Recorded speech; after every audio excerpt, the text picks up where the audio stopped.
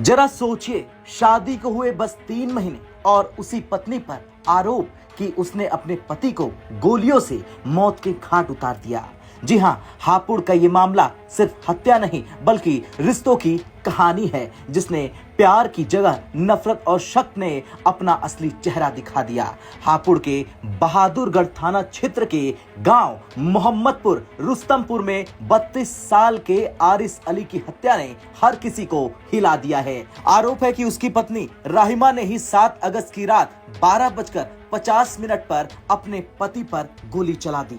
इस खबर को सुनते ही मृतक की मां फलकनाज की दुनिया उजड़ गई। उन्होंने कहा कि मेरे इकलौते बेटे आरिश का निकाह 25 अप्रैल 2025 को हुआ था, लेकिन राहिमा इस निकाह से खुश नहीं थी। अक्सर झगड़ा करती थी, तलाक और हिस्सा मांगती थी। उस रात अचानक गोली की आवाज आई। हमने दरवाजा खुलवाया तो देखा मेरा बेटा खून से लथपथ पड़ा था और पिस्टल टेबल पर थी। मेरी बहू ने ही मेरे बेटे की हत्या की। मृतक की मां का यहां तक दावा है कि उन्होंने 3 बार थाने में तहरीर दी, लेकिन मुकदमा दर्ज नहीं किया गया। मजबूरन एसपी से शिकायत करनी पड़ी, जिसके बाद 18 अगस्त को यानी कि घटना के 10 दिन बाद हत्या का मुकदमा दर्ज हुआ। लेकिन तब तक आरोपित पत्नी राहिमा और उसके परिजन मोबाइल बंद कर फरार हो चुके थे।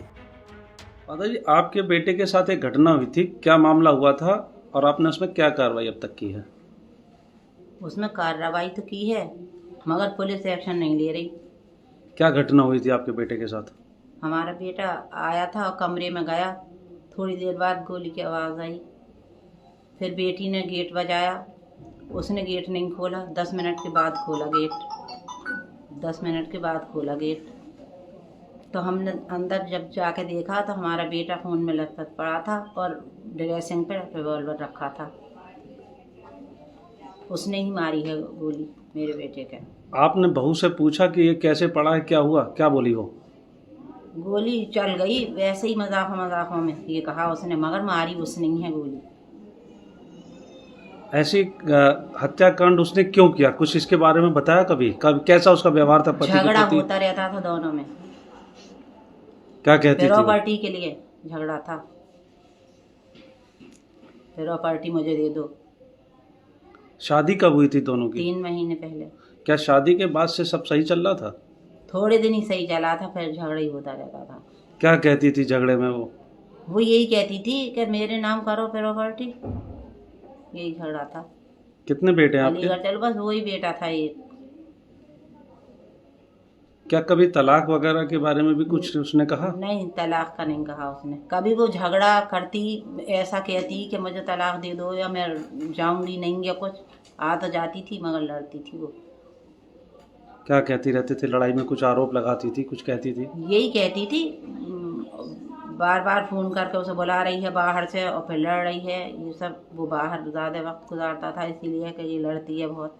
तो क्या आपके बेटे की हत्या आपकी बहू ने की है? जी। इस मामले में मुकदमा दर्ज हो चुका है? जी। पुलिस ने गिरफ्तारी करी या नहीं? नहीं।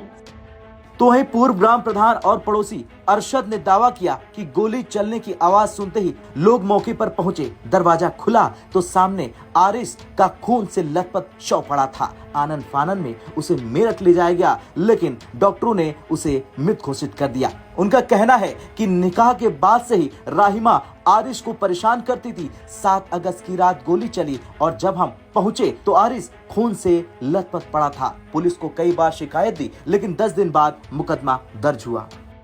अर्शद जी, मोहम्मदपुर रुस्तमपुर गांव में एक मामला हुआ जो 8 तारीख की रात में एक युवक की गोली मार के हत्या हुई। क्या मामला था? क्या यह हत्या है या कुछ और है? मामला यह है तो हत्या ही, लेकिन उसमें एफआईआर हमारी दर्ज नहीं हुई। 8 तारीख की घटना है, 7/8 की, और उसके बाद में 10 तारीख को हम एप्लीकेशन लेकर गए थाने। हमारा मुकदमा दर्ज नहीं हुआ। घटना किस तरीके से शुरुआत हुई, थोड़ा बताएंगे? जी, घटना इस तरीके से शुरुआत हुई कि ये दोनों हस्बैंड वाइफ रूम में थे, गोली चली। काफ़ी देर 3-4 मिनट इनकी मदर ने और सिस्टर ने मृतक की दरवाज़ा पीटा। दरवाज़ा पीटने के बाद दरवाज़ा खुला तो उसको देखा है वो लहू लुहान नीचे पड़ा था। रिवॉल्वर ड्रेसिंग पर रखा था। तकरीबन 6 फुट 7 फुट दूर मृतक की डेड बॉडी से उसको आनंद फानंद में आनंद हॉस्पिटल लेकर गए।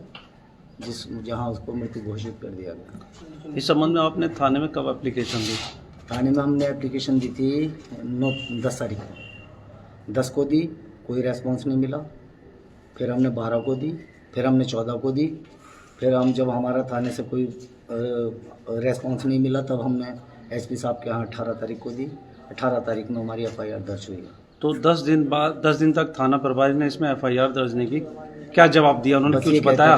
जी ये कहते रहते थे कि हम जांच कर लें इसकी प्रार्थना पत्र की, उसके बाद में FIR होगी। तो क्या अब जो हत्यारोपी पत्नी है उसको गिरफ्तार किया जा चुका है? नहीं, गिरफ्तार नहीं किया गया है। पुलिस पूरी लापरवाही कर रही है इसमें,